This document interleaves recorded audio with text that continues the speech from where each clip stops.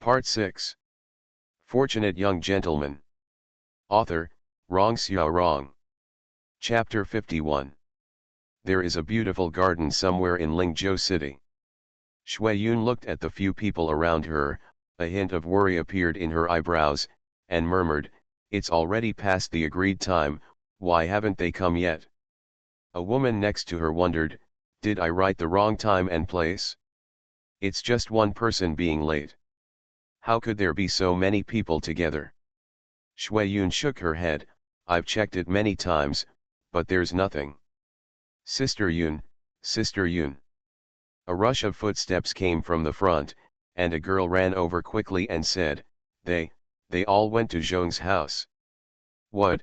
Shui Yun's expression changed and she said hurriedly, "Didn't they already agree?" The girl breathed rapidly, patted her heaving chest and said, They said, the Miss Zhong family knows how to make our women's skin white and supple, slow down aging and eliminate wrinkles, so they all went to the Zhong family." After she finished speaking, her breathing calmed down. She looked at Shui Yun and said, "Sister Yun, I just came over to talk to you. I have something else to do, so I'll leave first." After saying that, she turned around and ran out quickly. "You." A trace of annoyance appeared on Shui Yun's face, and she stamped her feet. Strange expressions appeared on the faces of the women behind her. "Miss Shui, I suddenly remembered that there are still some things at home and I need to rush back immediately. Oh, I forgot to. When I came out just now, soup was still simmering in the kitchen. I suddenly feel a little unwell, I have to go back early." Several women stepped forward one after another, and soon, she was the only one left beside Shui Yun. Several young talents came in from outside, looked at her, and said in surprise, "Miss Shui, why are you the only one, where are the others?" Shui Yun's face was pale, and she sat on the chair a little defeated, muttering, "Gone, everyone is gone." A young man seemed to have remembered something and suddenly said, "When I came here just now, I heard that Miss Zhong came out with a secret recipe tonight that can make people's skin whiter and more supple. I wonder if it is true or not. Is this happening?" After one person was stunned, he subconsciously touched his face, looked at Shui Yun and said, "Miss Shui, I suddenly remembered that I still have some homework that I haven't reviewed today, so I'll take my leave first." A person beside him thought for a while and said, "Why don't we review together?" Another person added, "You two don't mind if I join you, right? Today's Zhong family was a carnival for women, and the yin energy was too strong.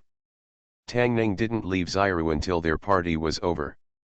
In the morning, Tang Yao Yao had someone pick a large cart of fresh cucumbers and transport them over. When the party dispersed, not a single cucumber was left. Tang Yao Yao has already sent people to guard the cucumber field. Everything is ready, just waiting for tomorrow." Muan is a well-known talented woman in Lingzhou. Her poems are good at expressing emotions based on scenery. Although she is not as well known as Zhang Gai, she is still a famous talented woman in Lingzhou. Last night, she followed what she learned from Zhongfu, pounded cucumber into juice, added an appropriate amount of honey, mixed it thoroughly, and applied it on her face.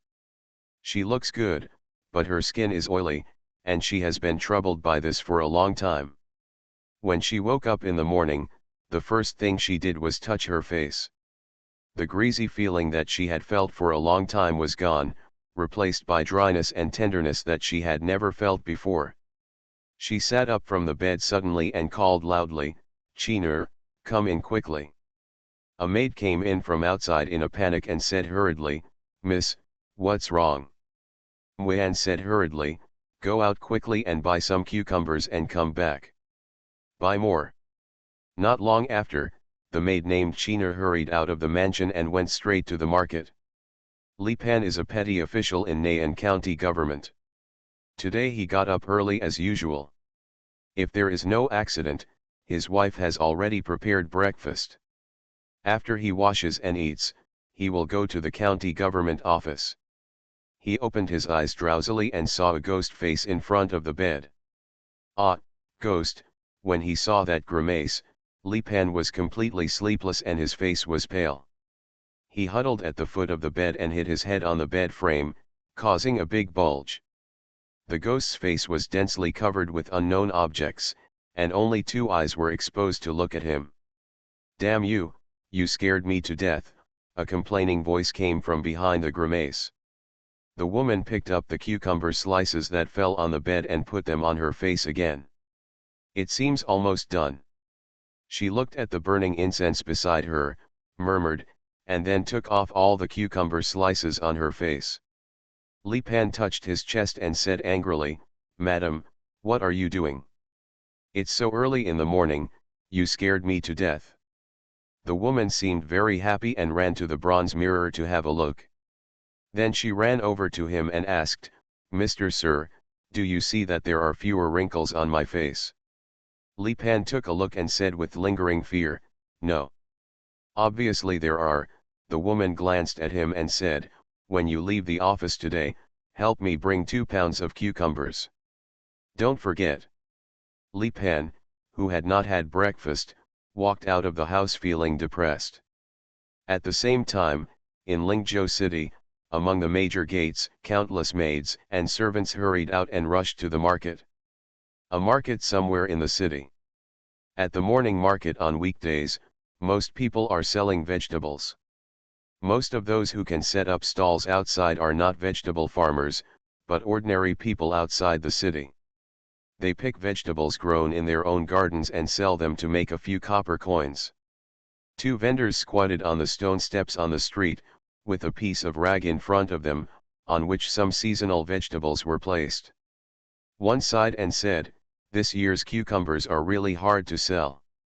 I wouldn't have planted them if I had known. Who knew that they sold so well last year, but this year?" Another vendor shook his head and said, "Your family is okay, you only planted half, my family planted all cucumbers, and now I feel like vomiting when I see cucumbers."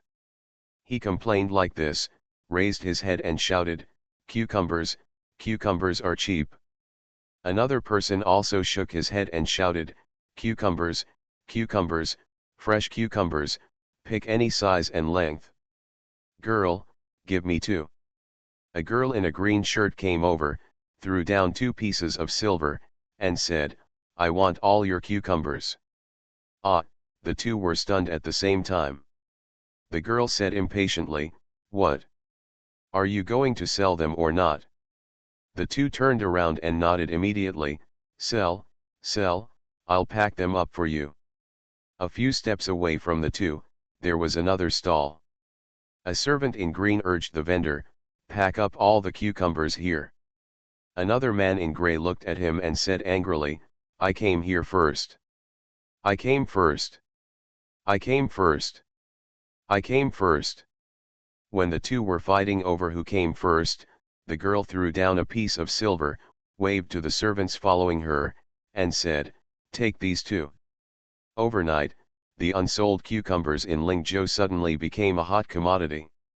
It is said that eating cucumbers can help lose weight and putting them on the face can beautify. Cucumbers, which have always been ignored, became a hot commodity in the eyes of Lingzhou women in a very short time. In half a morning, all the cucumbers in the markets of Lingzhou were bought out. The maids and servants who followed the orders of their mistress and mistress were anxious because they were late and did not buy cucumbers. At this moment, someone patted his head and said, "If we can't buy it here, why don't we go directly to the vegetable farmers outside the city? Yes, there must be some there." After the crowd reacted, they went out of the city in a mighty manner. Countless restaurants and vegetable vendors also realized the business opportunities and began to take action. Zhone Mansion. Tang Ning took a bite of the cucumber and saw Fang Xinyu walking in from outside, staring at him, the cucumber in his hand.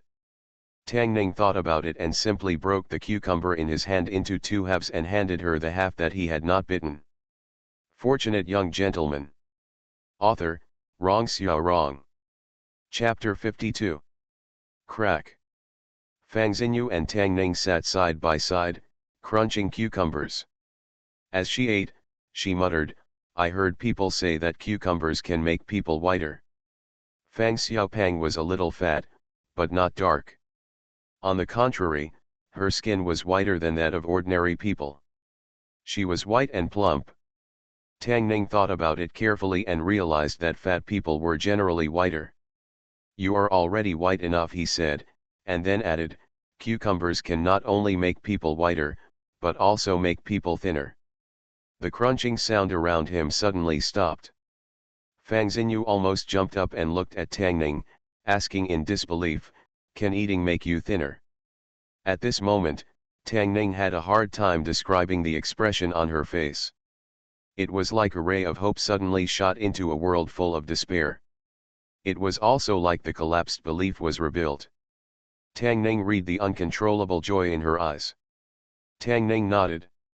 Although cucumbers are not the only way to lose weight, it cannot be denied that cucumbers do have some effect on losing weight. Fang Xinyu ran outside. Although she was a little fat, she was not slow. She ran to the direction of the kitchen of Zhong Mansion. Tang Ningjing thought about it and knew why. For Fang Xiaopang, eating was something that she could not give up, but in her heart, she was very eager to become as slim as Tang Yaoyao. If eating could also make her lose weight, it would be the best gift from God for her. After a while, she ran over quickly, holding a pile of cucumbers in her arms.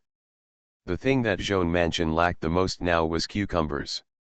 The cucumbers in those two villages were in short supply. Those vegetable farmers were almost regretting it, but it was written in black and white and there were handprints on it, so they could not regret it even if they wanted to. Tang Ning reminded her, "Eat less. Eating too much cucumber will cause diarrhea." Fang Xiaopang looked at the pile of cucumbers with a strange look in his eyes, obviously not listening to his words. The price of cucumbers is rising almost every day now. This is because the demand in the city is too great and is increasing dramatically every day. It is said that not only the women in Lingzhou, but also many men have begun to use cucumbers. Tang Ning always feels that the whole city is filled with the smell of cucumbers. Unfortunately, this matter can only be a one-time deal. There is no technical content and it cannot last long. Although he can make a lot from it, it is still not enough to pay back Tang Yejing's money. Although there are many ways to make money, there are not many suitable for him. Whether it is Xiru or Zhonggai, they don't want him to spend too much energy on this. In the next period of time, Tang Ning will focus all his thoughts on the upcoming state test. Fang Xiaopang ate a few cucumbers, his brows suddenly frowned, and one hand covered his stomach. Tang Ning glanced at it. When she was distracted just now, the cucumber in her arms had been reduced by half. Tang Ning looked at her and asked, "What's wrong? Is your stomach hurting?" Fang Xiaopang shook his head and said, "I ate too much just now. I can't eat any more." Tang Ning took the remaining cucumber from her arms and said, "Don't eat it if you can't eat it anymore." Fang Xinyu thought for a while and said, "I can still eat a pear." Tang Ning flicked her head and said, "Where can I find pears for you?" Fang Xiaopang pointed to the top of her head. Tang Ning looked up and saw orange pears hanging in the sky. It wasn't hanging in the sky, but the pear tree in the next yard had come over the wall. Now is the season for pears to ripen. The pear tree is lush and leafy, and the huge pears make people salivate at a glance. Tang Ning actually likes to eat pears. The Tang family and the Zhong family are neighbors. Next to his yard should be the Tang family's orchard. With his relationship with Tang Yejing, it's not too much for him to eat 2 of her pears, right? Tang Ning couldn't jump onto the wall with a single leap like Tang Yaoyao. He stepped on a large rock at the corner of the wall and finally climbed up the wall. He reached out and picked a pear and threw it to Fang Xiaopang who had been waiting below. He reached out again and picked a bigger one. "Miss, someone is stealing pears," a voice suddenly reached Tang Ning's ears. He turned his head and saw 2 figures standing in the yard through the branches and leaves of the pear tree. They were Tang Yao Yao and a little maid. He looked at Tang Yao Yao, who was stunned in the yard, thought for a moment, threw the pear in his hand over, and asked, "Do you want to eat pears?" Bang! Tang Yao Yao stood there, her lips slightly opened in surprise. The pear flew through the air and hit her head. Tang Ning was stunned for a moment, and jumped down from the wall without hesitation, and walked quickly in her direction. Before he reached the door of the room, he was grabbed by the collar. Tang Yao Yao rubbed her forehead, looked at him angrily, and asked, "Did you do this on purpose?" "I swear." Tang Ning held up 4 fingers and said, "I definitely didn't hit you because you hit me back then. I've forgotten about it." Tang Yao Yao narrowed her eyes and looked at him, "But you've already hit me." "You hit me, and I hit you." Tang Ning thought for a moment, looked at her, and said, "How about we call it even?" "That's what you said." Tang Yao Yao's face showed a hint of joy, and then he quickly frowned. "I hit you, and you hit me, from now on, we're even, no one owes anyone. Then I don't have to pay back the 1,000 taels of silver I owe you." Tang Ning was very suspicious whether Fairy Tang didn't hide on purpose just now. If so, he would retract his comment about her silly, sweet, and long legs. At that moment, he could think of using an almost self-mutilating method to achieve the goal she had wanted to achieve for a long time. This is really a dog goblin. No, it's a monster. Big spirit and little monster, she is still just a monster now, far from becoming a spirit. Tang Yao Yao was in a good mood, so she jumped up on the wall and picked a few pears. After living here for so long, Tang Ning didn't even know that there was only a wall between his and Tang Yao Yao's boudoir. It seems that when you speak ill of her in the future, you should keep your voice quieter. If she hears it, this low courtyard wall will not be able to stop her. By the way, when sleeping at night, the doors and windows should be closed tighter. When Tang Ning brought a pear over to eat, Qing walked in with a depressed look on her face. Crack, she took a bite of the cucumber, decisively. The sound of the cucumber, coupled with the resentment and depression on her face, made Tang Ning feel a little chilly in her heart. Tang Ning asked in surprise, "Who bullied you?" "Those nonsense outside." Qing looked at him and said angrily, "They say we are liars and that cucumbers are useless." Tang Ning shook her head and said, "Whether it's useful or not will only be known after others have used it. It's not just what they say." Qing said aggrievedly, "But they said that the lady is a liar, and they are not happy." Okay, I understand." Tang Ning picked up another pear and said, "I'll go out for a while." Dr. Sun's medicine hut was located outside the city in a quiet environment. Tang Ning had visited once. When she came the second time, the medicine boy at the door was very respectful to him. "Master is inside, Mr. Tang, please follow me." Tang Ning followed the medicine boy to a bamboo house, knocked on the door, and walked in, only to find that Dr. Sun was not the only one in the house. A middle-aged man stood next to Divine Dr. Sun and said with a smile, "It has been perfected. This is a great thing that benefits all people. Congratulations, Master." Before he finished speaking, he saw someone coming in from outside and looked over. "Little brother Tang." Divine Dr. Sun came over with a happy face and said with a smile, "Why are you free to come to my place today?" Tang Ning smiled and said, "I thought of something a few days ago, so I came to discuss it with Mr. Sunday." The smile on Divine Dr. Sun's face became even brighter, and he quickly said, sit down quickly." The middle-aged man looked at Tang Ning and said in surprise, "Master, this little brother is..." Divine Dr. Sun frowned and said, "No big brother, no small brother, what kind of little brother? I want to call him uncle." The middle-aged man opened his eyes wide and was confused. "Master, uncle. You are listening to novels at Bless Up channel. Wish you happiness and luck. Please subscribe to receive new novels. How do you feel about this novel? Please like and leave a comment. Fortunate young gentleman. Author, Wrong Xiao Wrong. Chapter 53. Ling Yuheng worked for the Imperial Medical Office.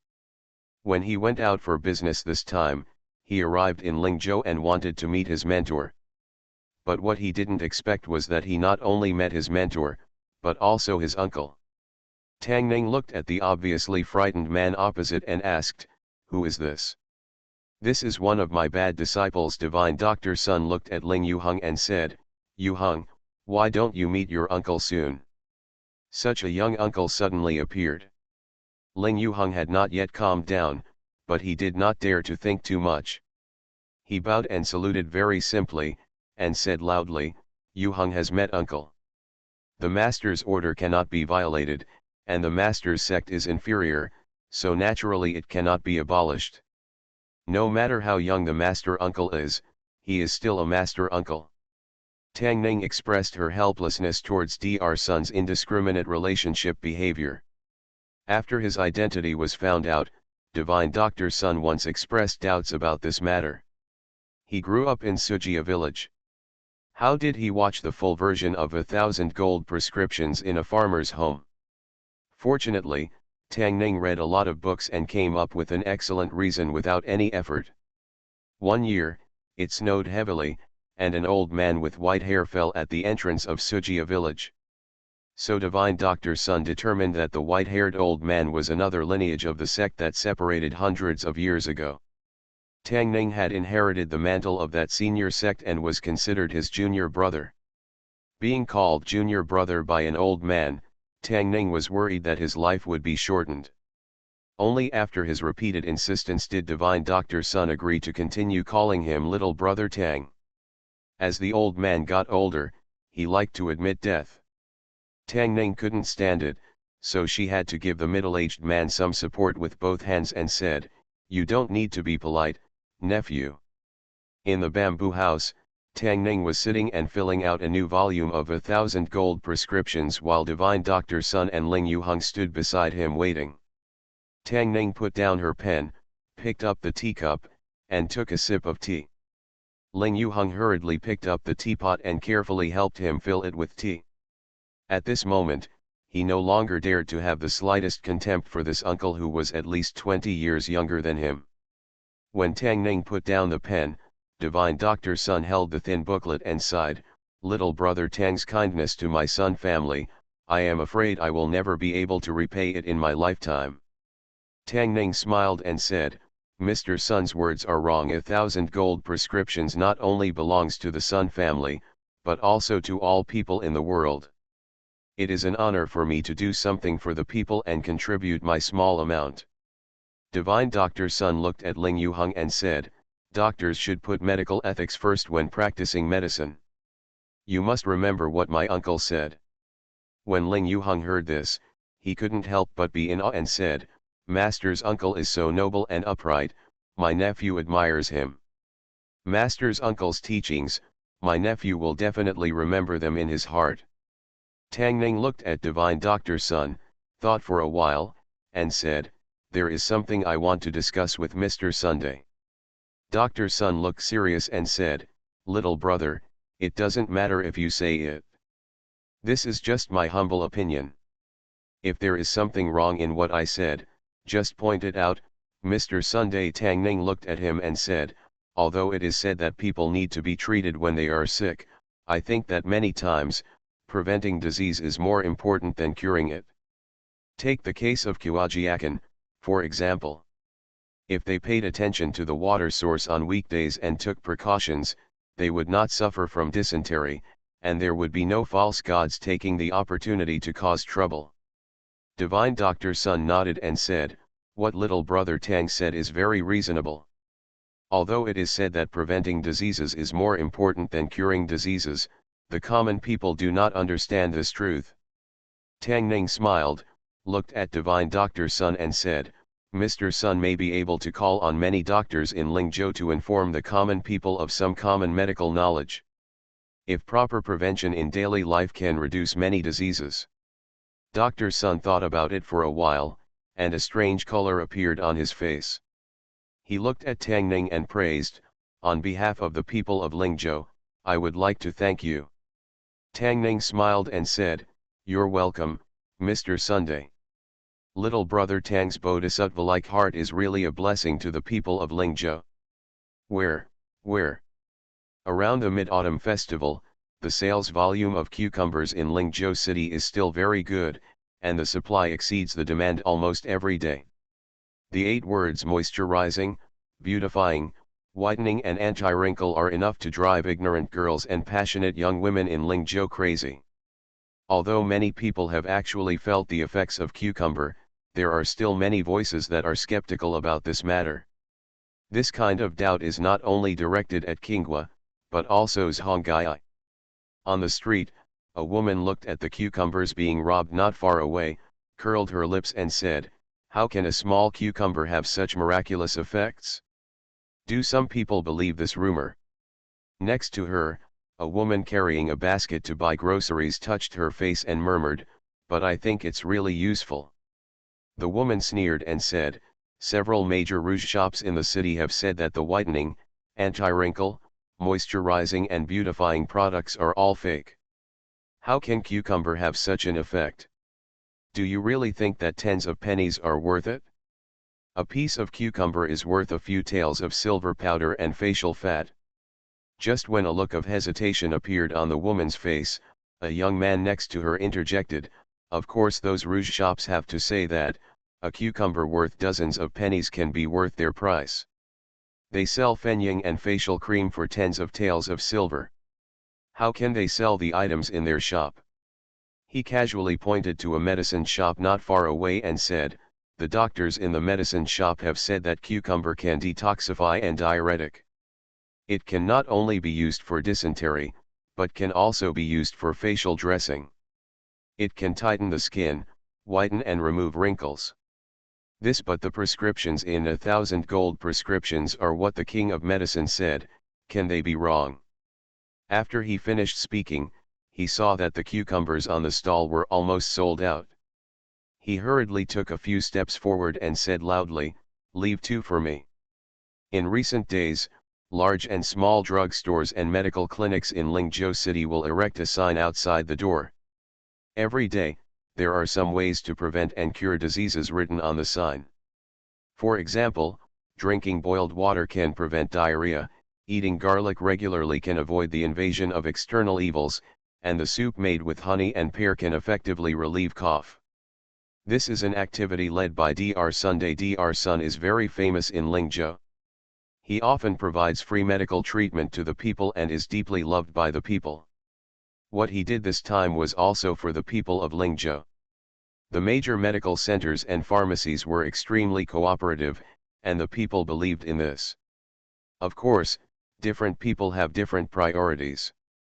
Ordinary people focus mostly on disease prevention. Women, on the other hand, are very fond of the cucumber beauty recipe in Qinjin prescription. Medicine sages all say that cucumber can beautify people. Naturally, all those unfounded rumors have been disproven. From then on, Zhong Yi, as the most talented woman in Lingzhou, was not only the spiritual mentor of Lingzhou women, but also their beauty mentor. It is said that she also has several different facial mask formulas in her hands, and their effectiveness is even greater. Yu Qinghua. Anyone who uses the cucumber incident to slander Zhong Yi will be despised by everyone. Tang Ning hasn't seen Fang Xinyu for several days. She had diarrhea due to eating too many cucumbers. Although she was fine, she was grounded at home and someone was sent to tell Tang Ning that she would come to play with him in a few days. Tang Ning had nothing to do with the chubby girl. Fang Xinyu said she was looking for him to play with, but in fact she just wanted to come to Zhong's house to have a meal. Tang Ning didn't do anything else these days. Selling cucumbers not only repaid the principal, but also roughly tripled the capital. There will be some income in the future, but it won't be too much. The money was still not enough to repay Tang Yejing's debt, but during the next period of time, Tang Ning had no time or energy to think of other ways to make money. As the day of the state examination approached, he once again tried the busy feeling he had when taking postgraduate entrance examinations or revising papers in his previous life. Busyness is the same busyness, but some things are completely different. Xiao Ru and Zhongyi would cook various kinds of delicacies for him every day. The meals on the Zhong family table were all based on what he liked to eat. No matter how busy his father-in-law was with his official duties, he would still spare half an hour every day. Time to answer his questions. Even Tang Yejing temporarily gave up teaching him Kung Fu and did not cause any more trouble for him. This was the first time in Tang Ning's life that she felt this feeling of being expected by everyone. As the time officially enters September, the state examination period is getting closer. Fortunate young gentleman. Author, Rong Xiao Rong. Chapter 54. In the small courtyard of Zhong Mansion, Tang Ning put down a thick copy of Chen Law and rubbed her sore eyes. In addition to the meaning of the scriptures, the law is also within the scope of this examination. It is really too much for the body to make up for what others have learned in 10 or 8 years in 1 month. Although all he had to do was read the entire book once, the amount of energy he expended was several times that of an ordinary person, and the amount of energy he expended was even more. Zhongyi and Xiao Ru went out, and no one cooked for him today. Xiao Ru is proficient in embroidery, and the things she embroiders can be sold at high prices in the city. These days, she and Zhongyi have been together, and she has also met some wealthy and talented women. Today, at their invitation, she went to teach them embroidery. It took Tang Ning a whole day to read through the thick Chen Law, and her wrists were sore from flipping through the book. Feeling hungry, he stood up and went to the kitchen to find something to eat. Suddenly there was a strange noise from the direction of the courtyard wall. When Tang Ning turned around, she happened to see Tang Yaoyao jumping down from the courtyard wall. Ever since he climbed onto Tang Yejing's courtyard wall last time, she rarely used the main entrance when she came over on weekdays. Fairy Tang didn't come empty-handed this time. She was carrying a food box in her hand. She opened the food box and placed it on the stone table in the yard. In addition to a stack of pastries, there were 2 plates of side dishes and a whole chicken. Tang Ning smelled the aroma, swallowed, looked at her and asked, "What are these for?" Tang Yaoyao waved her hand and said, "Xiao Ru and Xiao Ji are not interested. I know you must be hungry. Let the kitchen cook some food. Eat." Tang Ning thought about it carefully and found that he had done nothing to offend Fairy Tang recently. She would not be so bored that she would poison her food or put laxatives in her food, and it would not be possible for her to spit on her food. That was what she wanted from him. Showing courtesy for nothing, committing adultery or stealing, Tang Ning did not believe that Fairy Tang would be so kind as to know that he was hungry, and have someone prepare a meal and deliver it over the wall. But he was really hungry, and the chicken was roasted golden and looked very tempting. He tore off a chicken leg, looked at Tang Yaoyao, and asked, "Tell me, what's going on?" "No," Tang Yaoyao looked at him, shook her head and said, "I just thought that you were tired from studying, and Xiaoi and the others were not here, so I sent you something to eat." Since she didn't say anything, Tang Ning wouldn't be stupid enough to ask questions on her own and just eat chicken and vegetables. While he was eating, Tang Yaoyao was watching from the side. He finished a plate of pastries, 2 plates of side dishes, and a whole chicken. He looked at Tang Yaoyao and said, "I'm full." Tang Yaoyao nodded.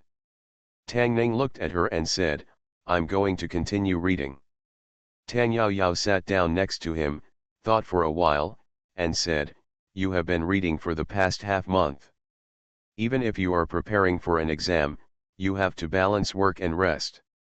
Tang Ning sighed and said, "Tell me, what do you want to see me for?" "I'm going to a poetry meeting tonight." Tang Ning thought she heard wrongly. In his opinion, Tang Yaoyao's participation in the poetry meeting was the same as Zhongyi's competition for the leader of the Martial Arts Alliance. Tang Yaoyao and poetry meeting were 2 completely unrelated words with no connection at all. He looked at Tang Yaoyao and said worriedly, "Are you okay? We are all friends. If you encounter something, just say it." Don't let it go. Tang Yao Yao looked at him and said, I'm not confused. Tang Ning thought for a while and said, that means you are sick. Before it gets too late, I will take you to see Dr. Sunday. Oh, my father insisted on letting me go. Tang Yao Yao looked extremely depressed and said, I don't want to go to this stupid poetry meeting. If it weren't for that Wu Yuanwei who was looking for trouble. Tang Ning didn't know whether it was rich man Tang who had sinned and gave birth to such a daughter, or whether Tang Yao Yao was unlucky enough to meet such a father.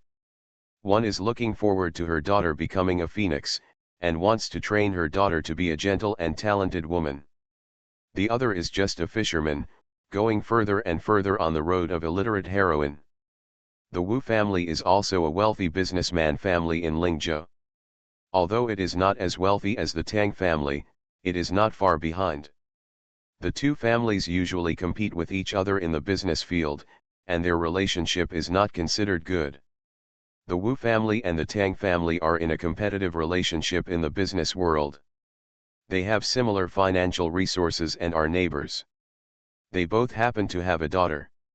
In this way, the two families naturally inevitably compare themselves with each other, comparing business, financial resources, and daughters. The Wu family is not as good as the Tang family in terms of business and financial resources, but their daughter Tang Yao Yao could beat 10 young ladies of the Wu family by herself, but in this era, the criterion for judging a woman was not whether she could beat her. Although the Miss Wu family is not very talented, she can also recite poems and write lyrics. She formed a small group with several friends in the circle, invited some talented women to come over, held a poetry meeting at home, exchanged beauty experiences, and recited a few poems when she was interested. A poem can be regarded as joining the circle of talented women. The rich man of the Tang dynasty wanted Tang Yao Yao to be more influenced by this culture, so he asked her to recite poems and participate in poetry gatherings. Tang Ning looked at her and said helplessly, according to what you said, the people who passed by tonight were all women, so I can't do anything to help you. There is no need for you to go there. Tang Yao Yao explained, the Wu family is right next to our house. I have already checked it out. There is only a wall between that garden and my yard. When the time comes, you can stay with me first. S room. Tang Ning didn't want to go through so much trouble, so he said, I'll write a poem for you first, and you can just hand it out in the evening. 100 taels for each poem, and the money will be deducted from the money I owe you. No, Tang Yao Yao shook her head and said, they said that we can only decide the topic after drawing lots, and they said what kind of CI tune to draw, and what is the CI tune. Tang Ning felt that she had not participated in any poetry meeting at all.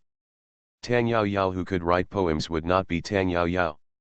He shook his head and said, but I still have to read books at night.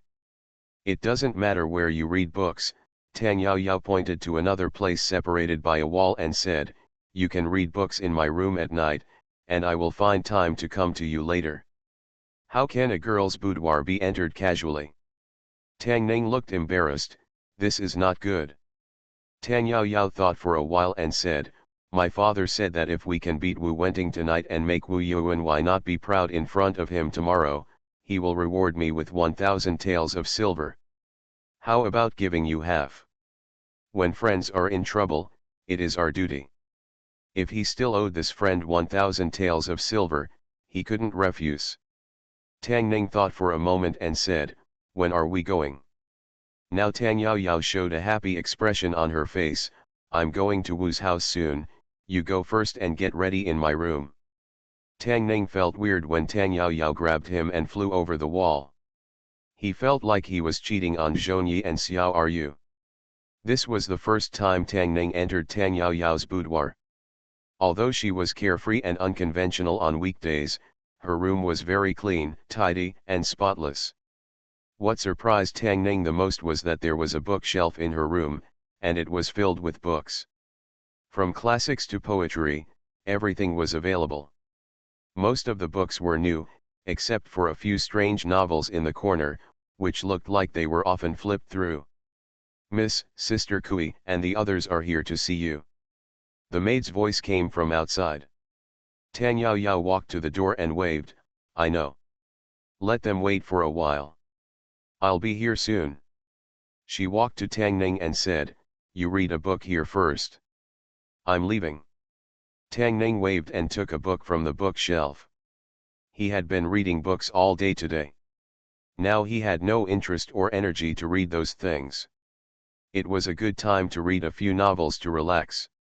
Tang Yao Yao walked to the door and seemed to have thought of something. She turned back and said, just sit there. Don't mess around with my things. Tang Ning pouted. Tang Yajing underestimated him and overestimated herself. What was there to look through in her things? Would he secretly wear her clothes when she was away? Or was she worried that he would turn out her belly band to admire it? Lady Tang was really overthinking this time. A real man would not do such a thing, not to mention that her maid Xiu'er was watching beside her. Warm Ti. Fortunate Young Gentleman. Author, Rong Xiao Rong. Chapter 55. Tang Yajing and a group of sisters went to Wu's house next door.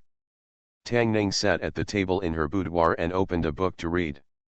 Most of the books on her bookshelf were just for show, and the only ones that were actually read were the few strange stories and romance novels in the corner. The former is similar to the fairy tales or horror novels of later generations, while the latter is mainly about romance. I don't know how profitable the publishing industry here is. There are not many bestsellers in this era. Tang Ning still has a few books in his mind. At that time, for the sake of academic research, I can use it now to deceive the tears of Lingzhou women, gain a lot of fans, and make a lot of money. Of course, even if he had this idea in his mind, he would have to wait until after the state examination was over to realize it. I don't know what happened to Fairy Tang, but she couldn't compare with her poems. She became so angry that she caught a few people who made sarcastic comments and beat them up to vent their anger. Wu family, a small courtyard somewhere. Yao Yao, look at it, what type of skin do I have and which kind of facial mask should I use? Yao Yao, which one is better, honey or milk? Yao Yao, do you know any other secret recipes? Oh, you guys are queuing up, do you understand etiquette? Tang Yao Yao was surrounded by many women and found it difficult to escape. Ever since cucumbers became popular in Lingzhou, she had always been a loner and didn't have many friends except Zhong Yi. Her popularity among Lingzhou women has increased significantly. First of all, she is Hong Gai's best friend, and she holds the secret recipe for beauty that they don't know. It is very possible that she can't be at odds with anyone, and she can't be at odds with her own beauty. Secondly, she also controls most of the cucumbers in Lingzhou and strangles the throats of many beauty-loving women. If they don't have any old grudges with her, who would be willing to offend her for no reason? Tang Yao Yao finally squeezed out from the crowd, looked at the three women beside her, and said dissatisfied, why hasn't Xiaoxi come yet? If she doesn't come, what should we do today? There were supposed to be 5 of them today, and the only one who knew a little bit about poetry was what she called a little poem. It wouldn't be too embarrassing if she could write one. As for Tang Ning, it was her way of ensuring a foolproof way to deal with emergencies. Xiaoxi said she is not feeling well, so let us come here first. The woman looked at Tang Yao Yao and asked with some doubts, Yao Yao, why don't you invite Miss Zhong over? With Miss Zhong here, we can't do. You need to worry about this. We can't trouble Xiaoai every time. Tang Yao Yao shook her head and said, Xiaoai is so powerful, even if she wins, if the news spreads, it will be us bullying them. But what should we do now?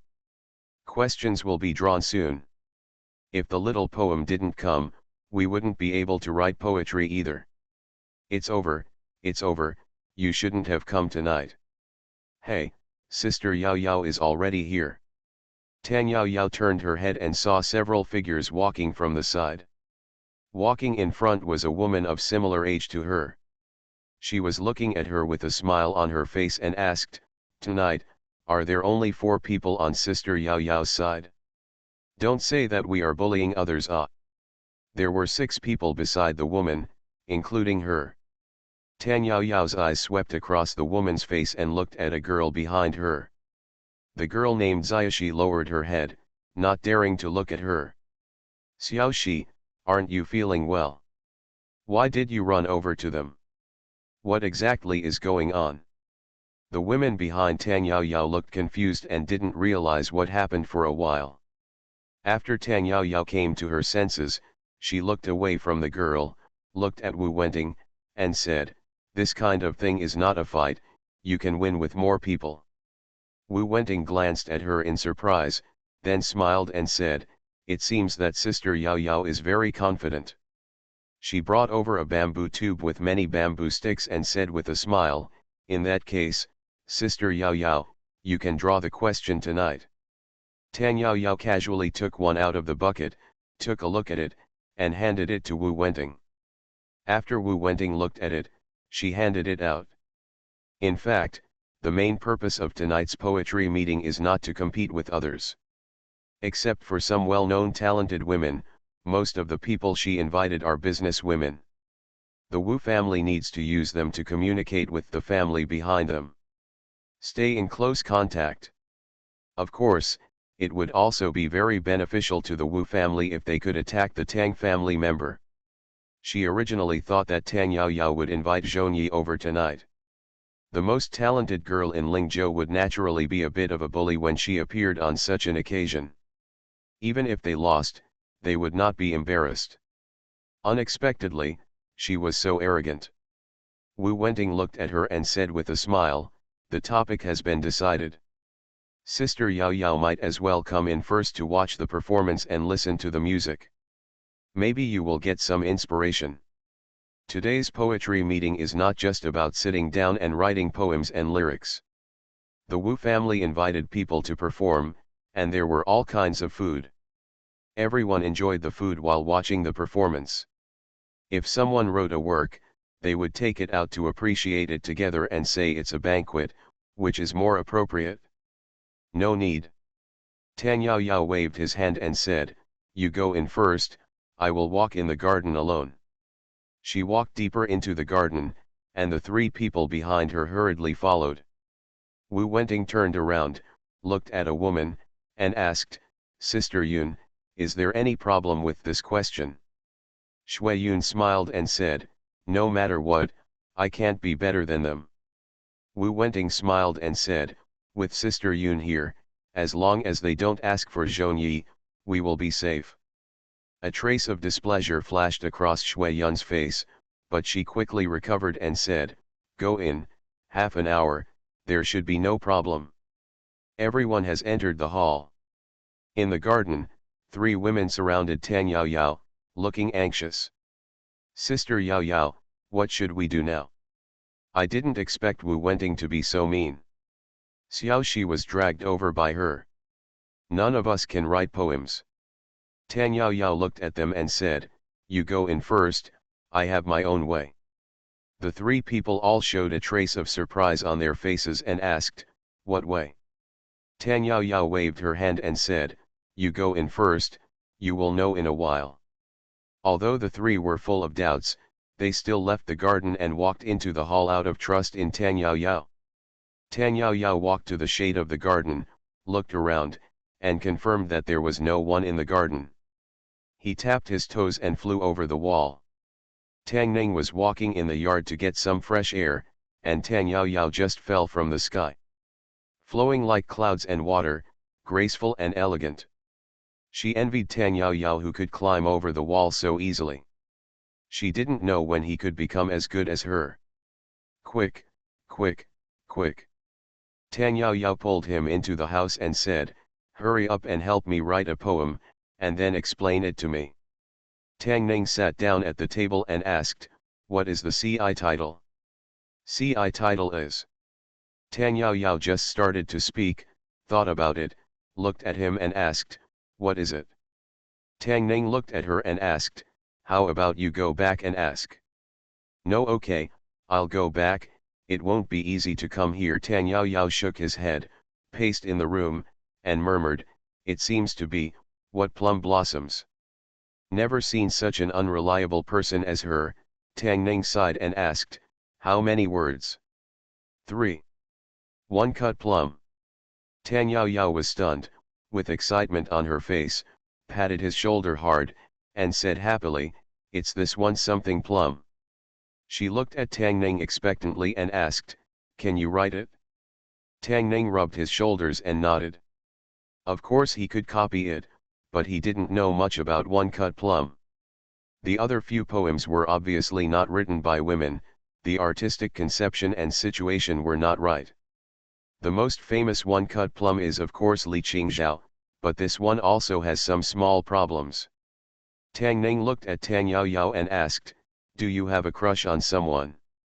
"No," Tang Yao Yao replied without hesitation, then looked at him again and said dissatisfiedly, "Just write poetry, why are you asking this?"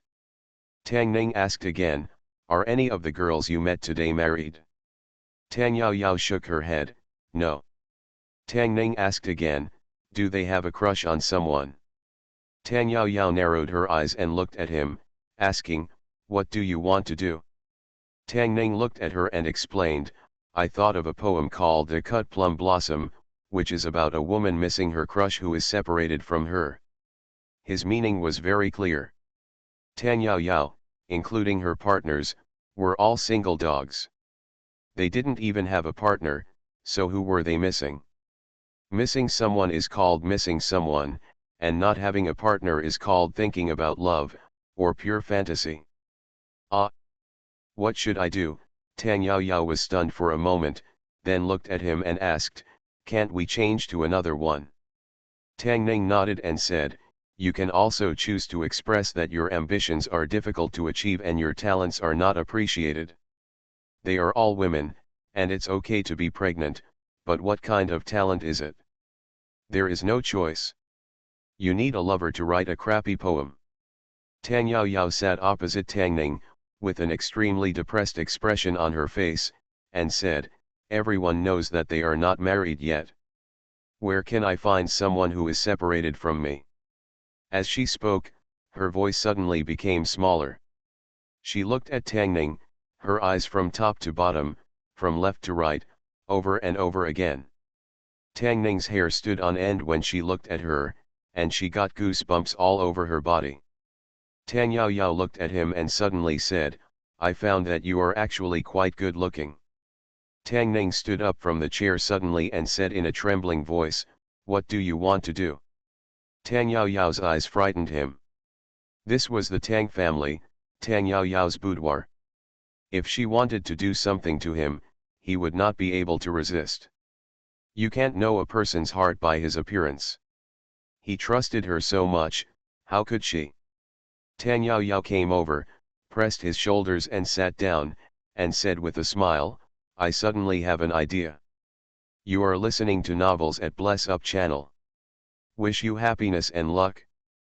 Please subscribe to receive new novels. How do you feel about this novel? Please like and leave a comment. Fortunate Young Gentleman. Author, Rong Xiao Rong. Chapter 56. The 56th chapter of the main text of Ruyi Xiaolang Jun. Don't you have any ideas either? What ideas? Tang Yao Yao looked at him, looking him up and down, with a smile on her face, which made Tang Ning shudder. At this moment, she lived up to the name of a fairy. We now need a woman who is separated from her beloved.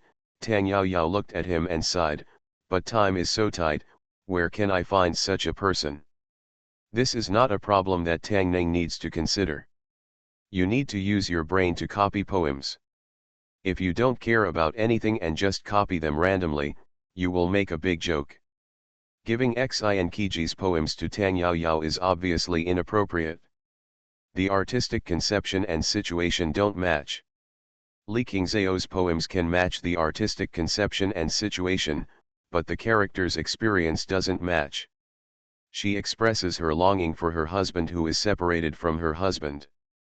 They, a group of single dogs, can only miss spring. Missing becomes spring, which immediately lowers the level of the whole poem. While Tang Ning was thinking about this, he found that Tang Yao Yao had been staring at him. "Why are you looking at me?" He looked at Tang Yao Yao in surprise and said, "I don't have a lover who lives apart from me. Besides, I'm not a woman." Tang Yao Yao shook her head and said, "You can be." This involved personal insults. He had to prove that he was a man. Tang Ning stood up and touched his waist. "What are you doing?" Tang Yao Yao covered her face with both hands, looking at him through her fingers with expectation and curiosity. Tang Ning took out a small wooden sign from his waist and handed it to her. This was equivalent to a pass. Everyone had one. It recorded simple personal information and clearly engraved Tang Ning, male. Tang Yao Yao didn't look at the wooden sign, waved his hand, and said, "Of course I know you are not a woman, but you can pretend to be a woman. Let Xiu help you dress up. Others will definitely not recognize you. Xiu is very good at dressing people up." Tang Ning put away the wooden sign and turned to walk outside. "I thought I just needed to find a poem for her, but she went too far. Writing a poem wasn't enough, she even wanted me to dress like a woman."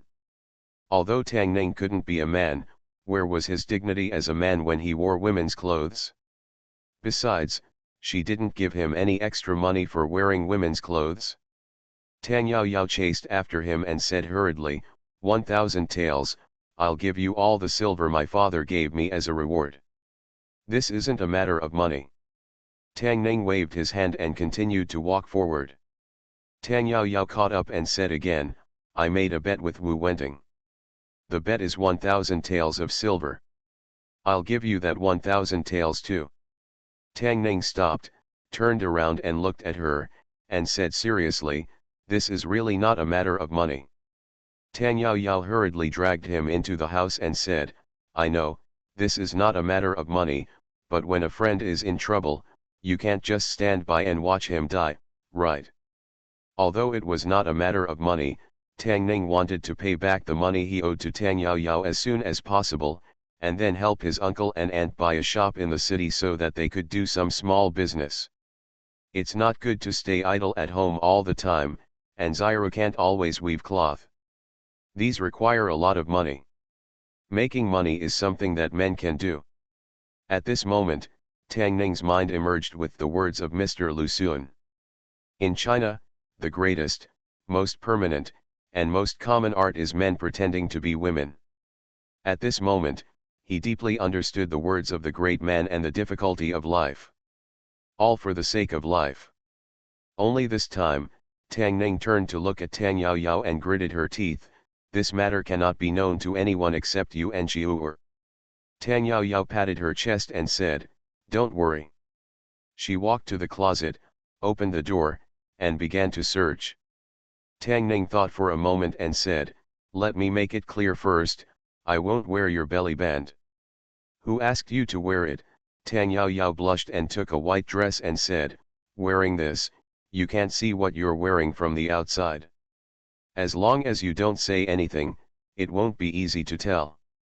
She waved to Xiu'er and said, why are you still standing there? Dress him up. Tang Ning changed his clothes and sat at the dressing table. Xiu'er let his hair down and quickly changed it into a hairstyle that Tang Ning couldn't name but had liked before. After combing his hair as quickly as possible, she began to smear a powdery substance on his face. The woman's hairstyle had made him a little uncomfortable, but since he had made up his mind, he would not change it.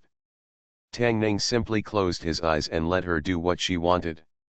The faint fragrance coming from his clothes made him feel uneasy. This was the scent of Tang Yajing. Tang Ning closed his eyes, thinking of her.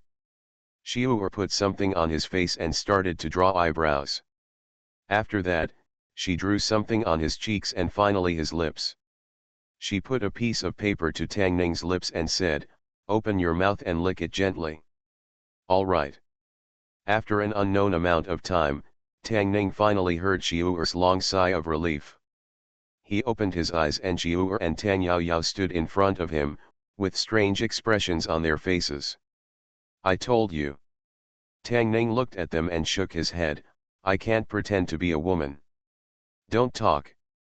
Tang Yaoyao glanced at him and exclaimed, I didn't expect that you would be so beautiful in a woman's costume. As long as you don't talk, they won't notice. She pulled Tang Ning to a huge bronze mirror. The Tang family is indeed the richest family in Lingzhou. Even the bronze mirror is the kind that can reflect the whole body. In the mirror is a person who is both familiar and unfamiliar. Familiar because it is himself, unfamiliar because the face in the mirror has become a woman he has never seen before. Her eyebrows and eyes are picturesque, and she is graceful. Oriental makeup techniques are so terrifying. Tang Ning didn't know that he actually had the talent to be a cross-dresser. He stood in front of the mirror for a long time before looking at Tang Yaoyao and pointing at his throat. Some men have smaller Adam's apples, but women's Adam's apples are generally not so obvious. This is easy. Tang Yaoyao took out a silk scarf from the cabinet, tied it around his neck, and said happily, that's it. Tang Ning was thin, and wearing Tang Yaoyao's clothes, he couldn't tell much from his figure. Although he was taller than Tang Yaoyao, who was already considered tall among women, he was still within the normal height range. As long as he didn't speak, not only others, but even he himself couldn't tell. Tang Yaoyao circled around his body, and seemed to have discovered something, frowning again. She ran to the table, took 2 pairs, handed them to him, and said tentatively, put this in your clothes, so it will be more like. No need. Tang Ning shook his head, glanced at her chest, and said lightly, don't you have it too? Wu's house. Half an hour had passed, and before a cup of tea, Shui Yun had already written a work, which received unanimous praise from everyone. Wu Wenting glanced in a certain direction and asked, it's been so long, why hasn't Sister Yao Yao come yet? Somewhere in the hall, a woman was anxious, but she still said, the agreed time hasn't come yet, why are you so anxious? A woman next to Wu Wenting chuckled and said, could it be that she didn't do it and ran away at the last minute? Wu Wenting shook her head and said, Simon, don't say that, how could Sister Yao Yao be that kind of person? I just walked in the garden, who ran away at the last minute? Tang Yaoyao walked in from outside and said to the 2 of them. Wu Wenting stood up and asked with a smile, Sister Shui has just written a poem, A Cut Plum, I wonder if Sister Yao Yao has thought about it? Tang Yaoyao hadn't spoken yet, and suddenly a girl's crisp voice came from outside. Xiu'er came in from outside and said, Miss, my cousin is here, waiting for you at home. What, my cousin is here? Tang Yaoyao showed a happy look on her face and said, take me to see her. She looked back at Wu Wenting and said, there are guests at home, I'll leave for a while. Tang Yaoyao's behavior was obviously a desertion in the eyes of Wu Wenting and others. The woman named Zhang Simon hurriedly stepped forward and said, it's lively here tonight. If Miss Tang has any guests at home, why not come together and get to know each other? Tang Yaoyao looked at Wu Wenting, with a hesitant look on her face, and said, my cousin has just come to Lingzhou and is not familiar with it. She doesn't know anyone. Isn't this a bad idea? It's just right to take this opportunity to get to know a few more friends and get familiar with the customs of Lingzhou. Wu Wenting smiled and said, we are all women, what's wrong with that? Tang Yaoyao thought about it and nodded, that's good. Fortunate young gentleman. Author, Rong Xiao Rong. Chapter 57. Tang Yaoyao went back to bring her cousin over, while the others were waiting in the hall. In the corner, a woman turned to look at her companions and asked, Yao Yao also has a cousin, why have I never heard of her before? The woman also looked confused, shook her head and said, I don't know, maybe it's some distant relative. It's normal that we haven't heard of it. On the other side, a woman named Zhang Simon looked at Wu Wenting with a suspicious look on her face and asked, do you think she will not come over? Wu Wenting shook her head and said, no. She knew Tang Yaoyao, it was not her character to run away in the face of battle and not dare to fight. But she knew better that she didn't have the ability to write poems and lyrics or dance with words. Tonight, unless she calls the number one talented girl Zhongyi, there will be no way to change the inevitable outcome. And even if Zhongyi comes in person, the outcome may not be certain. She had just read Shui Yun's poem, and the quality was still higher than her usual works. There was not much time left. Even the most talented woman in Lingzhou could compose a poem in such a short period of time. It is not easy to surpass Shui Yun. She really couldn't imagine how Tang Yaoyao could make a comeback tonight. Could she rely on her distant cousin who had just arrived in Lingzhou? As she thought about this, footsteps could be heard outside the hall. Tang Yaoyao and a beautiful woman walked in from outside. The woman had a silk scarf tied around her neck. She had a beautiful appearance and an extremely tall figure. Tang Yaoyao had been envious of her figure for a long time. The woman who walked in was actually much taller than her. Of course, as a woman, Wu Wenting feels that being too tall is not always a good thing. Although she does not want to admit it, for women, Tang Yaoyao's figure is really just right. The points are short. Yaoyao, this is your cousin. I've never seen it before. Hurry up and give us a recommendation. Seeing someone approaching, Tang Yaoyao smiled and said, "This is my cousin, Li Qing, who just came from the capital." Tang Ning had a smile on her face and nodded gently to everyone. He was wearing Tang Yaoyao's skirt, which was actually a bit too small, but fortunately the hem was long enough. He walked slowly so that his shoes would not be exposed. He just smiled without much expression on his face, so that he would not be exposed easily. "How are you, Miss Li? Miss Li is so beautiful. Miss Li, why don't you say anything? We are all sisters, there is no need to be shy." Tang Yaoyao hurriedly explained, "It's not that she doesn't speak. My cousin couldn't speak since she was born." "Ah, how could it be like this?" After the women were surprised, their expressions turned into one of deep regret, and they looked at Tang Ning with particularly sympathetic eyes. "She is so beautiful but cannot speak. How could God be so ruthless?" Tang Yaoyao looked at Wu Wenting and said, "Tonight we are missing one person. Including my cousin, there are exactly 5 people. Is that okay?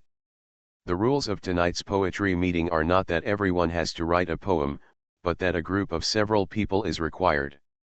Shui Yun is in a group with Wu Wenting, and a poem by her is enough." Wu Wenting hesitated for a moment, then quickly nodded with a smile, "Of course. Cousin, let's go over and sit down." Tang Yaoyao took Tang Ning's wrist and walked towards a table in the corner. Wu Wenting and others sat back down, glanced at the corner, and then looked back. There was less than a quarter of an hour before the agreed time, and she didn't believe that they could write a good song in such a short period of time. Tang Yaoyao can't do it, her cousin named Li Qing can't do it, and even Zhongyi can't do it. In the corner, Tang Yaoyao asked Tang Ning to sit in the dark and whispered, "It's almost too late. Are you okay?" Tang Ning spread out a piece of paper on the table, picked up the pen, thought for a moment, and then started writing. On the other side, Shui Yun and Wu Wenting naturally noticed this scene. Shui Yun frowned and asked in surprise, did she complete the lyrics in such a short period of time? Wu Wenting smiled and said without any concern, "So what if I have filled in the lyrics, I still can't compare to Sister Shui." Shui Yun also wanted to laugh, but the smile froze on her face. For some reason, she always had a bad feeling, as if she had experienced this feeling somewhere. In the corner, Tang Ning had put down her pen. The font he uses is hairpin Ziokai, which is a very popular font among women. He still retains some muscle memory of this body. Changing handwriting is not a big deal to him. Too difficult. Before Tang Yaoyao came and asked urgently, Wu Wenting stood up and walked over, saying with a smile, "The time is almost up, and they have all finished writing lyrics. Sister Yaoyao, it's just you." Tang Yaoyao folded the piece of paper and said, "We are ready too." Wu Wenting looked at Tang Ning and smiled again. Now that it's written, let's take it over and let everyone taste it. This is so boring. Tang Yao Yao shook his head and said, how about we take a gamble? Wu Wenting was stunned and asked, how to bet? Let's bet on which song everyone thinks is better. Tang Yao Yao looked at her and said, if you win, I will lose you 2,000 taels of silver. If we win, you will lose 2,000 taels of silver to me too. Tang Ning glanced at Tang Yao Yao. Was this a case of acting first and asking for permission later, or a case of getting something for nothing? Wu Wenting hesitated. 2,000 taels was not a large sum for either the Tang or Wu family, but this kind of gambling. Tang Yao Yao looked at her and asked, why, are you afraid of losing? In public, she had said so much, Wu Wenting had no choice but to fight back. She smiled and nodded, saying, let's gamble. The loser cannot refuse to pay. Tang Yao Yao walked over and put the paper on the front table. Someone would open it and circulate it. She walked back and sat next to Tang Ning, asking, can it work? If Li Qingzhao can't do it, no one can. Tang Ning looked at her and raised his eyebrows. He knew that Tang Yao Yao understood what he meant. Tang Yao Yao waved his hand and said, oh, isn't it different? Anyway, the money promised to you is indispensable. Tang Ning already understood that the daughter of a businessman should not be underestimated. Don't think that Tang Yao Yao is innocent and harmless, but she is actually very cunning. Tonight, she not only cheated me into wearing women's clothing, but also earned 1,000 taels for nothing. Tang Ning took back his previous evaluation of her as a spendthrift woman. With a wife like this, who is good at getting something for nothing, the family must be living a prosperous life. Tang Yao Yao has been paying attention to the movement over there. When they were appreciating poems just now, the discussion was still very lively, with people talking and laughing, which was completely different from their current expressions. She touched Tang Ning with her shoulder and asked in a low voice, why are they all silent? A Cut Plum is one of Li Qingzhao's most famous works. When she wrote this poem, she had just gotten married and was facing the separation from her husband. The way the most talented woman in history expressed her lovesickness was, of course, different from that of ordinary women. Her emotions were sincere and unconventional, her style was extremely fresh, and her artistic conception was extremely beautiful. There is no way to get rid of this feeling. It has just left my brows, but it is still on my mind. This is a well-known famous sentence. As Li Qingzhao's pinnacle work, this poem has a very high achievement in literature, and countless people in later generations have given it high praise. Even Tang Ning herself felt that it was a bit too bullying to bring this poem out at such a small poetry gathering. There is no way to get rid of this feeling. It has just left my brows, but it is still on my mind. Shui Yun repeated these words in her mouth, looking at the corner, and after her eyes stayed on Tang Ning for a moment, she turned and left. Wu Wenting's face was a little pale. She had some literary literacy, so she understood more clearly that this time, she had no way to fight. Tang Yao Yao moved a mountain and stood in front of them. They could never get over it in this life. Her eyes also looked at the corner. It doesn't matter when Tang Yao Yao got such a cousin. No matter if she is Tang Yao Yao's cousin or not, as long as she stands on Tang Yao Yao's side, they lose. What's more, they look like sisters, not like cousins, but more like real sisters. Because they are both the same height and the same flat. Around Wu Wenting, the eyes of the others are different. There are amazement, jealousy, sympathy with size, envy and admiration. That remote and dark corner soon became the focus of everyone's attention. Fortunate Young Gentleman. Author, Rong Xiao Rong. Chapter 58. Miss Jing's talent really makes us envious. There is no way to eliminate this feeling, so I just frowned, but it was in my heart. I think this sentence can be passed down through the ages. Miss Jing, there will be a banquet at Fifeng Tower tomorrow. Miss Jing must show her respect. I must come. Tang Yao didn't know how well the poem was written, but she knew that they had won. Shui Yun left in despair once again. Wu Wenting seemed to have lost her soul. They won without any pressure. Worried that she might get in trouble if she stayed too long, she helped Tang Ning up and said with a smile to everyone, "I'm sorry, Sister Qing has come a long way. We haven't had time to rest yet, so we're leaving first." She helped Tang Ning out and said to Wu Wenting with a smile, 2,000 taels, don't forget it. Wu Wenting wanted to make Tang Yao look embarrassed in public, but she didn't expect that she would lose face and money in the end. She forced a smile and said, "Since it is a bet, naturally we can't forget it." After walking out of Wu's house, Tang Ning breathed a long sigh of relief. This kind of weird psychological feeling cannot be understood without personal experience. He regretted it a little. After the state examination, he must find a serious way to make money. Being exploited by the Tang Fairy was not a long-term solution after all. "Oh, I haven't been this happy for a long time." Tang Yao also let out a long sigh of relief, feeling as if his great revenge had been avenged and his wish was fulfilled. Tang Ning looked at her and reminded, "From now on, forget about Li Qing, your distant cousin will return to Beijing early tomorrow morning." I know. Tang Yao waved his hand and said, "I will definitely not let Xiao Yi and Xiao Ru know." "Yao, it's so late, what are you doing here?" There was a voice behind him, and Tang Yao was startled. He turned around and saw Zhongyi and Su Ru walking over from a distance. Zhongyi walked to Tang Yao, looked at the woman next to her, and said doubtfully, "This girl is.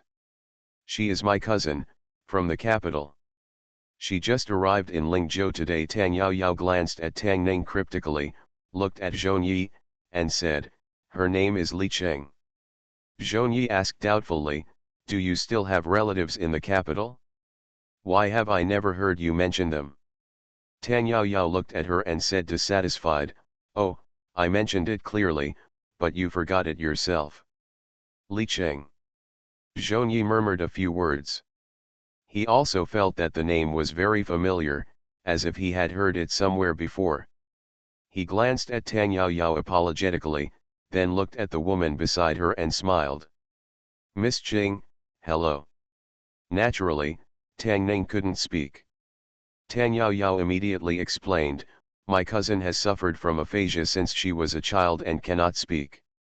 She said quickly and then changed the subject, "By the way, it's so late, why don't you go back?"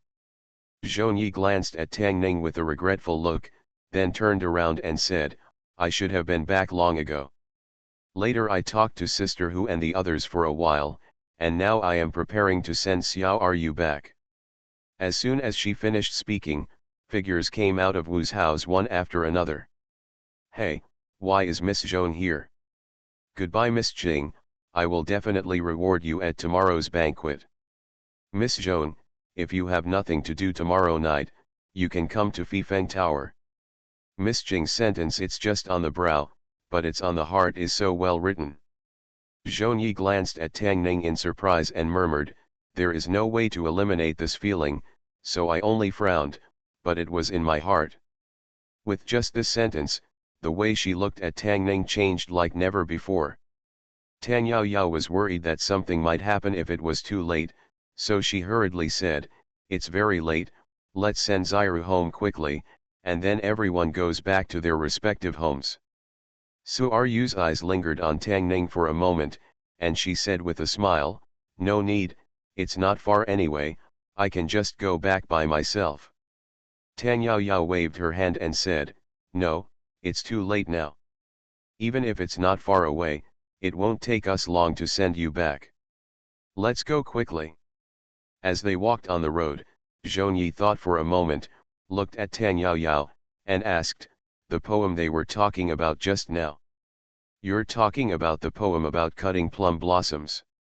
Tang Yao took out a piece of paper from his sleeve and said, "This is written by my cousin. If you want to read it, take it and read it." Zhongyi glanced at Tang Ning and put the piece of paper away. The place where Suaryu lives is a little in front of Zhong Mansion and Tang Mansion. They need to send her back first and then turn back. Ahead, there were several figures wandering over. Several young men were walking arm in arm, as if they were drunk, talking and laughing loudly. This time, I must take the Jiwen test and show it to my father. Oh, brother Mingjun is very talented in literature. If you are not Jiwen, who else is? This year, the three of us will occupy the top three. When those people walked over, Tang Ning noticed that Zhong Yi was walking faster. Tang Yao Yao glanced at the three people and said softly. While Tang Ning was surprised, the three people had already approached them. The person in the middle looked up. After a moment of confusion, he laughed and said, "Hey, isn't this the talented girl Zhong Yi Zhong? She's still out at such a late hour. Where is your idiot uncle?" Tang Yao Yao took a step forward and said coldly, "Dong Mingjun, can you try to say something else?" The young man was not afraid of Tang Yao Yao. He laughed and said, "Tang, don't think that your family is rich because you are just a businessman.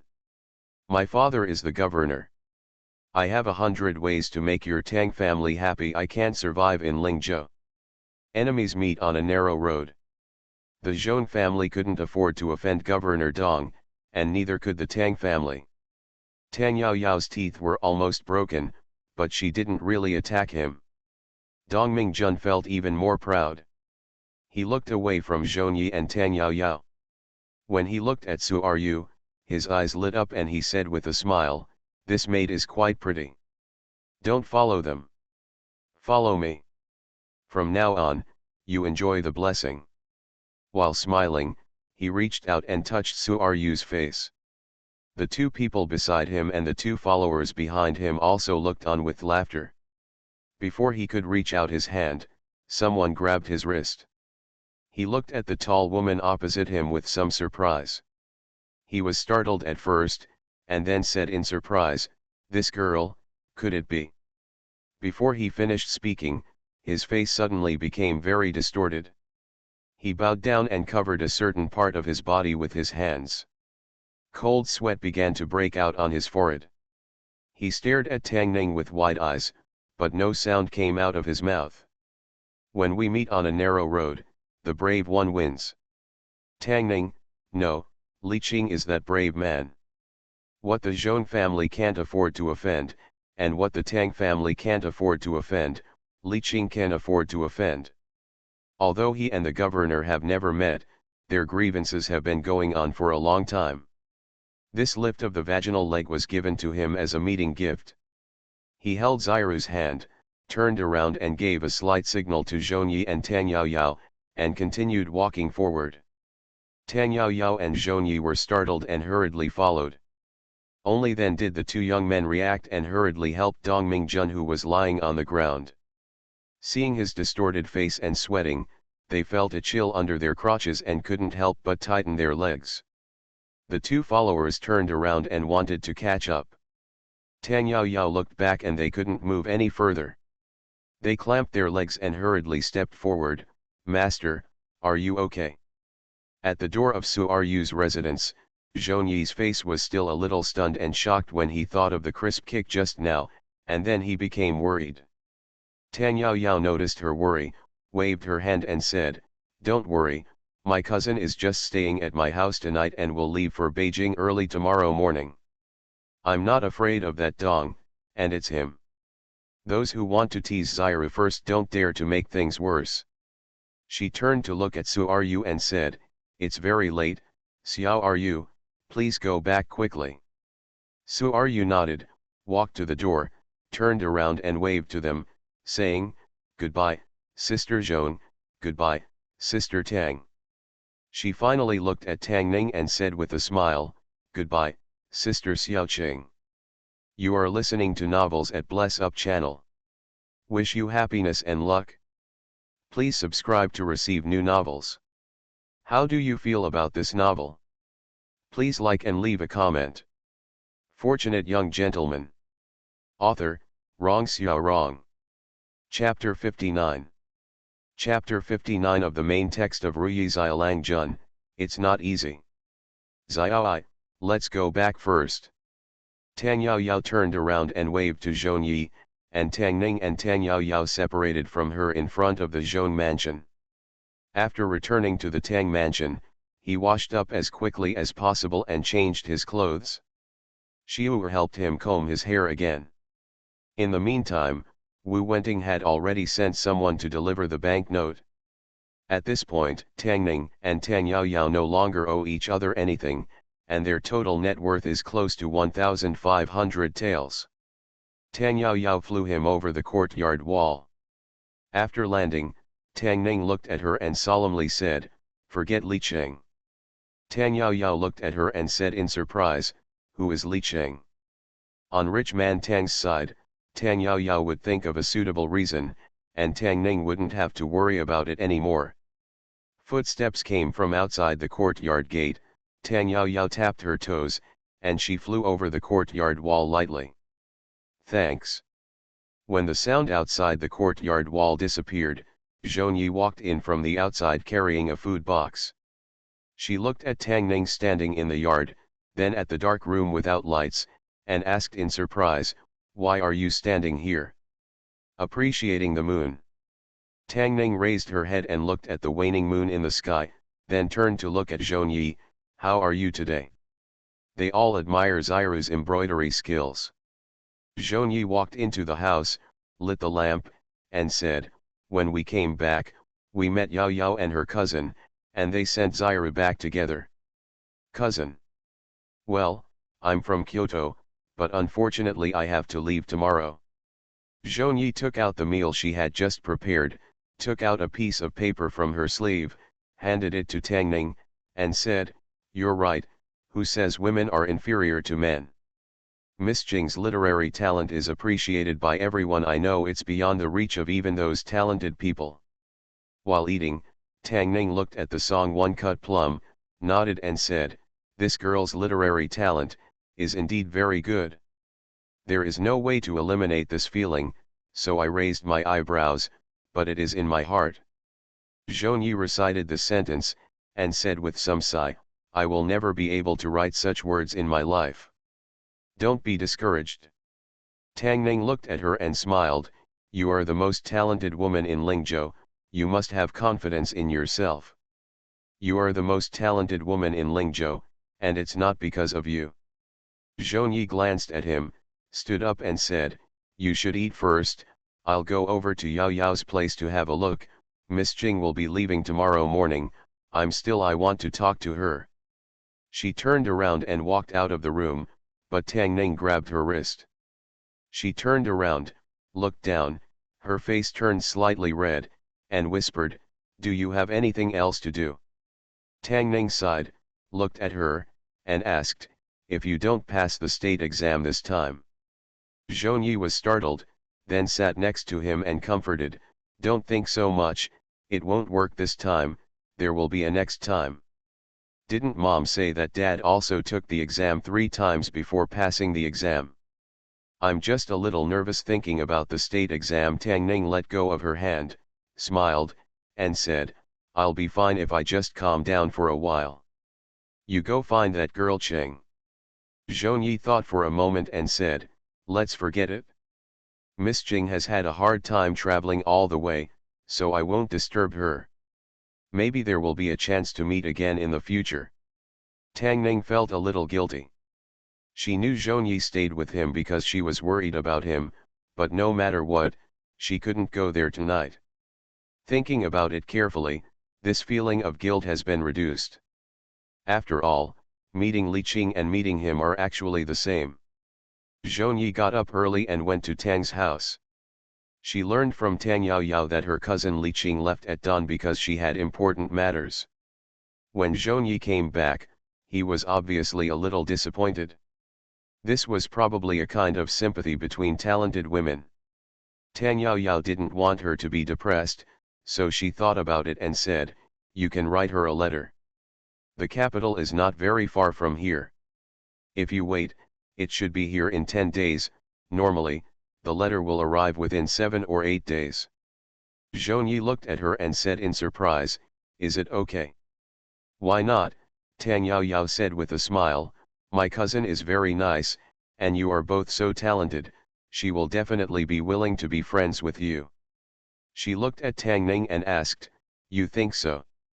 Tang Ning looked at him for a long time before nodding and saying, "Probably, right." Tang Yao Yao held Zhongyi's wrist and said with a smile, "Don't worry, you have written the letter and I will deliver it for you." Tang Yajing was a troublemaker. If she hadn't always provided him with ways to make money, and if he hadn't wanted to learn martial arts from her, Tang Ning felt that he would not like her. Governor's mansion. Dong Mingjun crossed his legs and walked in a weird way. "I have found out clearly that her name is Li Qing and she is related to the Tang family." He gritted his teeth and said angrily, "Dad, we can't let that woman go. She almost made our Dong family extinct." "Shut up," Governor Dong glanced at him and said, "If you didn't do anything first, others would kick you out of nowhere."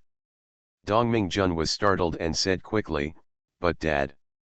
Governor Dong waved his hand and said, "Now that the state examination is coming, the adults from the Ministry of Rights and the Ministry of Personnel in the capital have arrived one after another. At this juncture, please don't cause any trouble for me." Dong Mingjun's lips moved and he did not dare to speak. He still didn't dare to intervene in this kind of matter.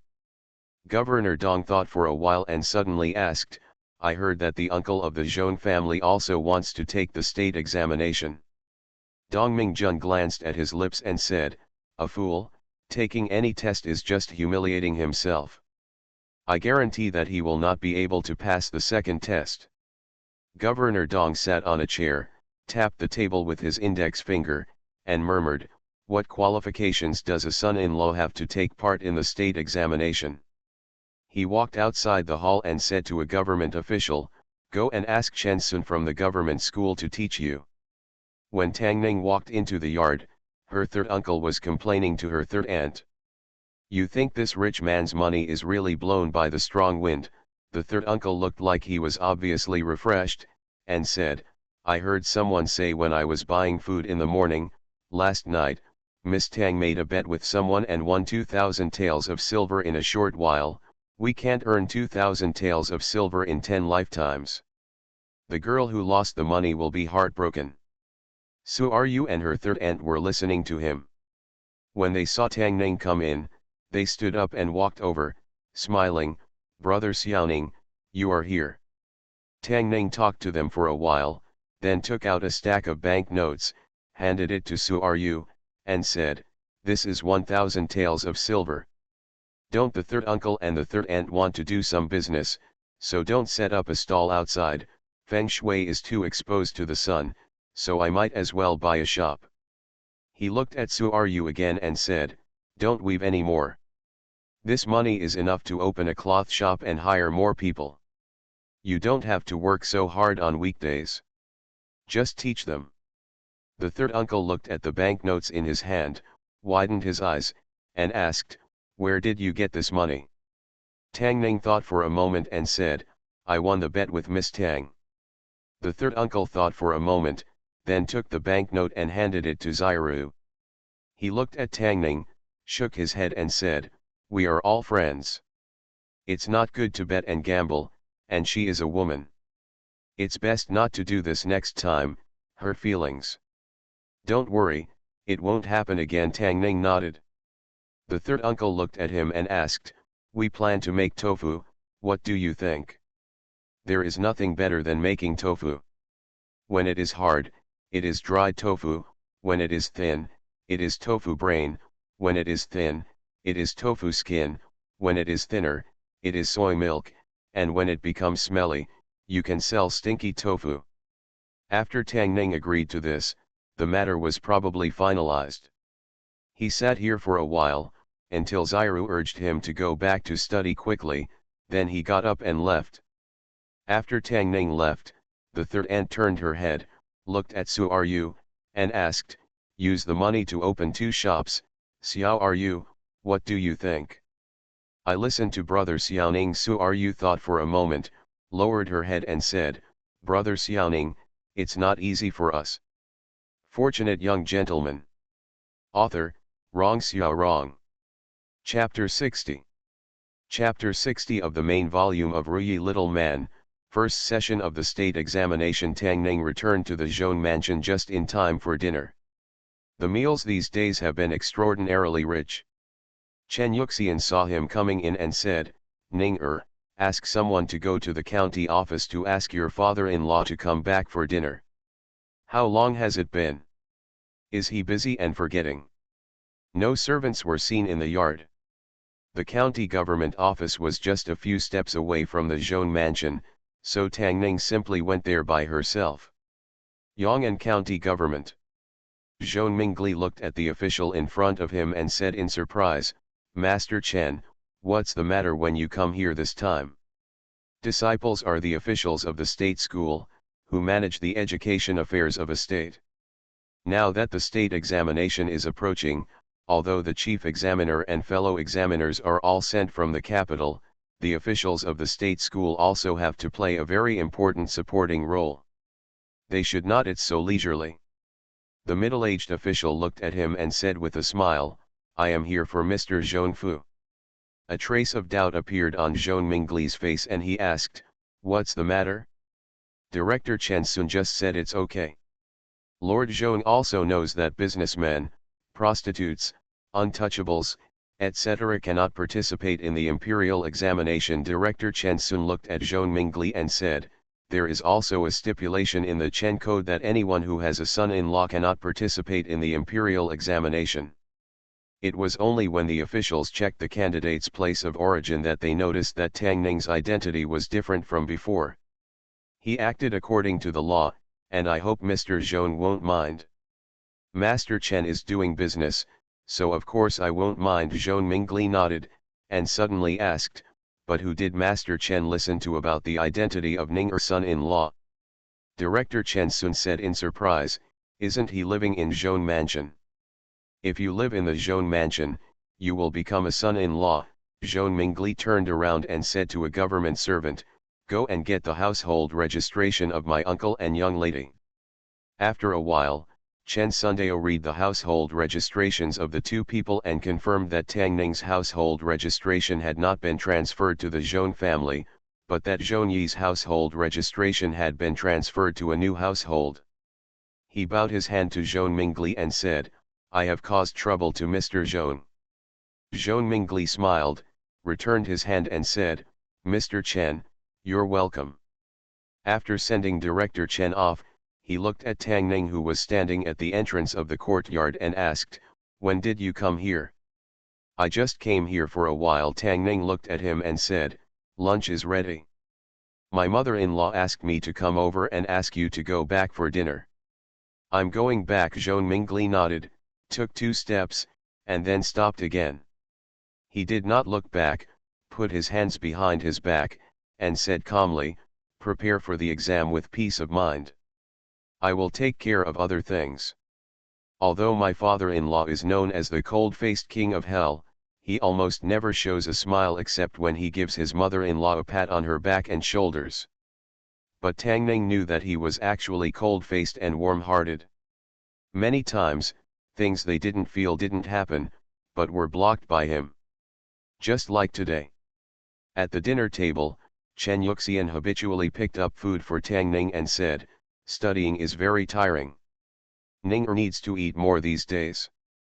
Fortunately, the prefectural exams only last 1 day. When the provincial exams come, she has to be there in the morning. If you stay in the dormitory for 3 days and 2 nights, you will definitely not be able to eat or sleep well. Since deciding to take the state exam, Downing's treatment has skyrocketed. The meals on the table are almost all what he likes to eat, and they are much richer than before. Knowing that he would get hungry easily while reading, Zhong Yi and Xiao Ru would bring him food several times a day.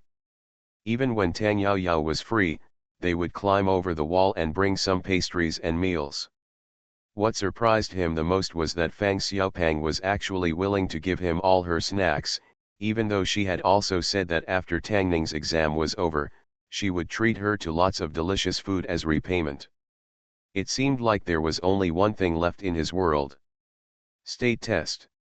Although I have already had the experience of taking the college entrance examination and the postgraduate entrance examination, in terms of difficulty, these two are far from comparable to the imperial examination.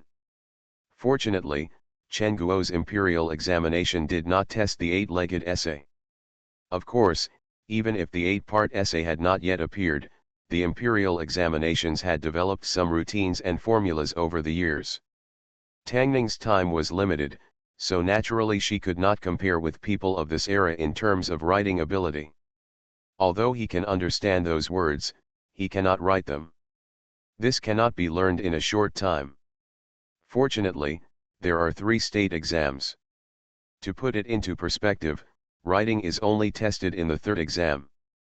The first comprehensive test involves classic meaning, law, arithmetic, etc. This test covers a wide range of topics, but most of them are objective questions, mostly fill-in-the-blank and short answer questions.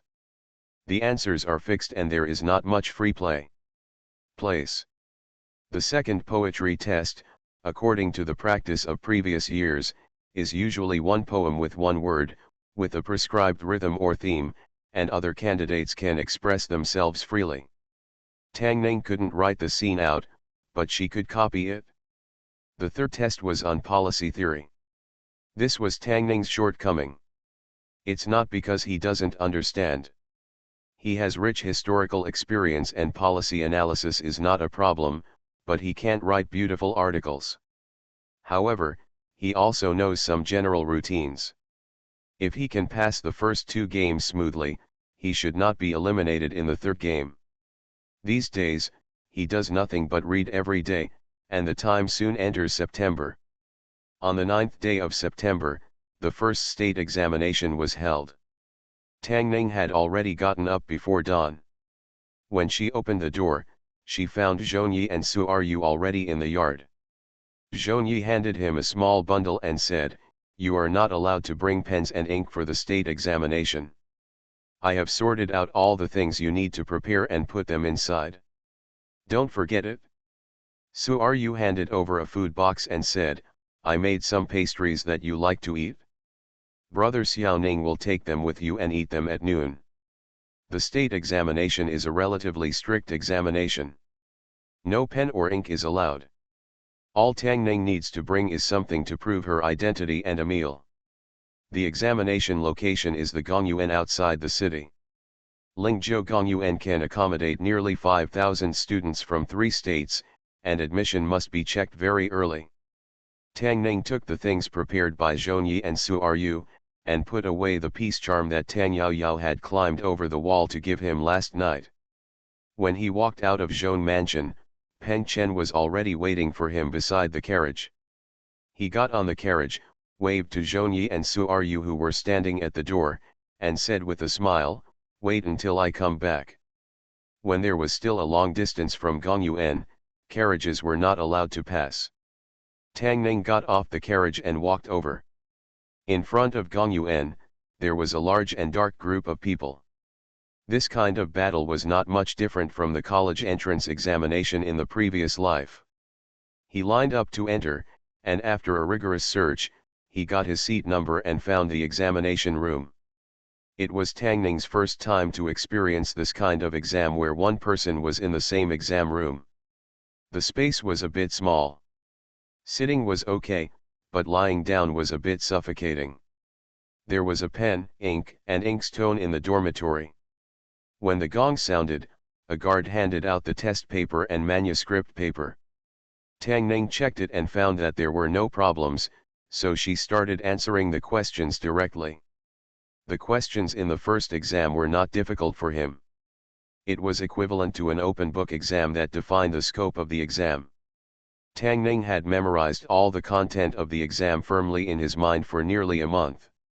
It's nothing more than filling in the blanks, short answers, definitions of terms, supplementing legal regulations, solving a few multivariate equations.